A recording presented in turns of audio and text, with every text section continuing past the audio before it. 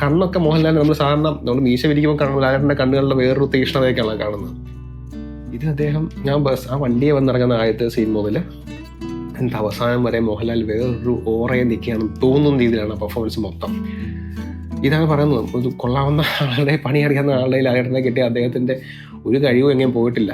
പ്രായം കൂടുന്നതനുസരിച്ചുള്ള ചെറിയ ചെറിയ മാറ്റങ്ങളൊക്കെ ആളുകളിലുണ്ടാകും. പക്ഷേ ഒരു നടൻ എന്ന രീതിയിലുള്ള ക്വാളിറ്റിയോ സ്കില്ലോ ഫ്ലെക്സിബിലിറ്റിയോ ഒന്നും എങ്ങും പോയിട്ടുള്ള കാര്യത്തിൽ യാതൊരു സംശയമില്ല. പിന്നെ നിങ്ങൾ ഉദ്ദേശിക്കുന്ന കാര്യം, മോഹൻലാൽ എന്ന് പറയുന്ന ഒരാൾ ഇങ്ങനൊരു സംഭവം ചെയ്യാൻ തയ്യാറാകുക എന്ന് പറയുന്നത് തന്നെ ഒരു അപ്രീഷിയേറ്റിൻ്റെ കാര്യമാണ്. നടൻ എന്ന രീതിയിലേ നമ്മൾ നേരത്തെ ഇതിന് മുന്നേ വാനപ്രസ്ഥം, കമലതലത്തിലൊക്കെ ഇദ്ദേഹത്തിൻ്റെ ഒരു പല രീതിയിലുള്ള സ്ത്രൈണതകളെന്ന വേഷങ്ങളൊക്കെ ചെയ്ത് കണ്ടിട്ടുണ്ട്.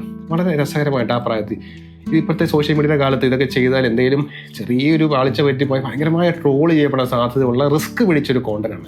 ഇതെടുക്കാൻ തുനിഞ്ഞ ഏറ്റവും അധികം ഇത് എന്തായാലും പ്രകാശ് വർമ്മ എന്ന ഒരാളായിരിക്കുമല്ലോ ഇതിൻ്റെ കോണ്ടന്റ് കൊണ്ടുവന്നത്. അദ്ദേഹം ഈ പറഞ്ഞ കോണ്ടന്റ് ഈ പറഞ്ഞ ജ്വല്ലറിക്കാരുടെ മുതലാളിമാർ പോലും ഇതെടുക്കാൻ സമ്മതിച്ചിട്ടുണ്ടെങ്കിൽ അതും അവരെ അവർ സാധാരണ അവരാവശ്യപ്പെടാൻ സാധ്യത നമ്മൾ സ്ഥിരം ക്ലീഷേ തിയേറ്ററിൽ കാണുന്ന ആഡുകളായിരിക്കുമല്ലോ നോർമലി ആൾക്കാർ ആവശ്യപ്പെടുക. പക്ഷെ മോഹൻലാലിനെ പോലെ ആളെ വെച്ച് ഇത് ചെയ്യാൻ അവർ സമ്മതിച്ചു. പ്രകാശ് വർമ്മ അത് വളരെ മനോഹരമായിട്ട് അദ്ദേഹം അത് ലാലേട്ടനെ വെച്ച് എക്സിക്യൂട്ട് ചെയ്തു. ഇതൊരു ഇപ്പം സോഷ്യൽ മീഡിയ ട്രെൻഡിങ് ആണ് ഈ പരസ്യം. അദ്ദേഹത്തിൻ്റെ